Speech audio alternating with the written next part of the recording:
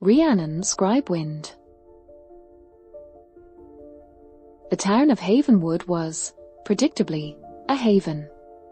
Nestled amongst rolling hills and perpetually bathed in a soft, forgiving light, it existed as a watercolor painting come to life. I, Rhiannon Scribewind, sole scribe by trade, though most simply called me the town recorder, found a peculiar comfort in its predictability. Each day unfolded with a monotonous grace, the bakery's cinnamon scent drifting on the morning air, old man Fitzwilliam meticulously pruning his roses, the precise 2:17 p.m. arrival of the northbound stagecoach. My work consisted of documenting these small, comforting rhythms, births, deaths, property transfers, the occasional runaway goat, preserving Havenwood's quiet existence in elegantly bound volumes. It was, I confess, a rather uneventful life, but it possessed a peculiar beauty, a stillness I found deeply restorative. The disruption began subtly, almost imperceptibly. The carpools. They weren't new, precisely, but their composition, or shifted. Mrs. Gable, who always drove Mr. Abernathy to the mill, began transporting young Thomas Blackwood instead. Old man Fitzwilliam, usually picked up by the Reverend Moore, was now being driven by no one seemed to know.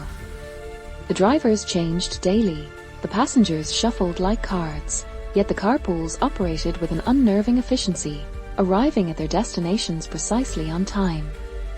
Then came the silence. No one spoke about the changes. They simply accepted them, a collective acquiescence that chilled me more than any overt threat. It felt, or orchestrated, and profoundly wrong. I attempted to return to my work, to lose myself in the comforting regularity of recording Havenwood's mundane events. But the carpools haunted me.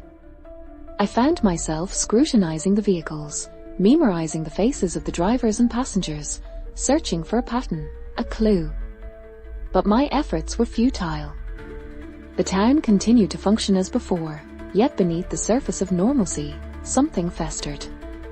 I began to suffer from insomnia, tormented by visions of endless, shifting carpools, silent figures gliding through the streets.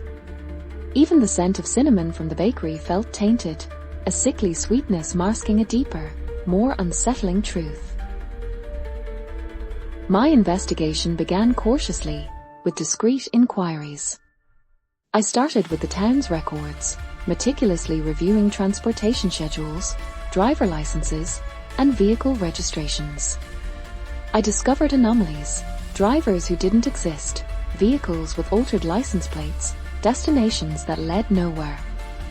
I noticed a recurring symbol, a stylized spiral, subtly incorporated into the town signage, even etched into the dashboards of some of the carpool vehicles.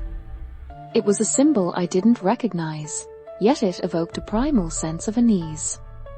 Then, I discovered a hidden ledger in the town hall archives, detailing a secretive organization known only as the Collective, and its obsession with optimized transit. Enter Silas Blackwood, a newcomer to Havenwood, a former archivist from the city, driven here, he claimed, by a desire for quiet contemplation. He was an eccentric fellow, perpetually clad in tweed and sporting a pair of spectacles perched precariously on his nose. He took an immediate interest in my research, offering a perspective I hadn't considered, that Havenwood wasn't simply a quaint, idyllic town, but a carefully constructed experiment, a social laboratory designed to test the limits of conformity. He scoffed at my attempts to find a rational explanation, suggesting that the carpools were merely a symptom of a far more insidious control mechanism. Silas and I delved deeper into the town's history, uncovering a disturbing secret. Havenwood wasn't founded by peaceful settlers, but by a group of radical social engineers who believed in the power of collective control. They had deliberately engineered the town's layout, its economy, and its social structures to maximize efficiency and minimize individuality. The carpools weren't merely a transportation system, they were a tool of social conditioning, designed to erode personal autonomy and enforce collective obedience. We discovered that the original founders had left behind a series of cryptic instructions, outlining their vision for a perfectly synchronized society. Silas and I formed an uneasy alliance, bound together by our shared suspicion and our growing fear. We attempted to warn the townspeople, but our efforts were met with indifference or hostility. Most dismissed us as cranks or troublemakers, unwilling to challenge the status quo. We faced resistance from the town council, who actively worked to discredit our research and suppress our findings. Old Man Abernathy, a staunch defender of the carpools, even accused us of disrupting the harmony of Havenwood. The collective was powerful and deeply entrenched, and we were vastly outnumbered. Our investigation suffered a devastating setback when Silas was abducted. He vanished without a trace, leaving behind only a single cryptic note: "The spiral consumes." The town council denied any involvement in his disappearance, but I knew they were lying. I was ostracized, threatened, and subjected to constant surveillance. My home was ransacked, my research was stolen, and my reputation was ruined. I felt utterly alone, convinced that I was about to share Silas's fate. The collective had successfully silenced our voices and extinguished our hope. Driven to desperation, I continued Silas's research, piecing together fragments of information from forgotten archives and hidden diaries. I discovered that the spiral symbol wasn't merely a decorative motif, it was a representation of the algorithm, a complex system of social control developed by the town's founders. The algorithm predicted and manipulated human behavior, ensuring that every individual fulfilled their predetermined role in the collective. The carpools were merely the most visible manifestation of its power, a means of reinforcing conformity and suppressing dissent. The town wasn't a haven, it was a prison. I confronted the town council, presenting my findings with a mixture of defiance and despair. They didn't deny the truth, they embraced it. They revealed that they were the descendants of the original founders, entrusted with maintaining the integrity of the algorithm. They believed that they were saving humanity from chaos and disorder, sacrificing individual freedom for the sake of collective stability.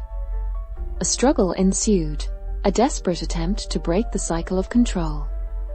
I managed to disable the central computer that powered the algorithm, disrupting the flow of information and throwing the town into a state of disarray. The carpools ground to a halt, and the rigid order of Havenwood began to crumble. The aftermath was chaotic. The townspeople, freed from the constraints of the algorithm, struggled to adapt to a life of genuine freedom. Some embraced the change, while others clung to the familiar patterns of control. Silas was found, unharmed but shaken, having been held captive in a hidden bunker beneath the town hall. The future of Havenwood remains uncertain, but it is no longer a prison. It is a town grappling with its past, struggling to define its identity, and forging a new path towards a more authentic existence. The carpools remain abandoned, a silent testament to the dangers of unchecked control, and a reminder that true harmony can only be achieved through the celebration of individuality.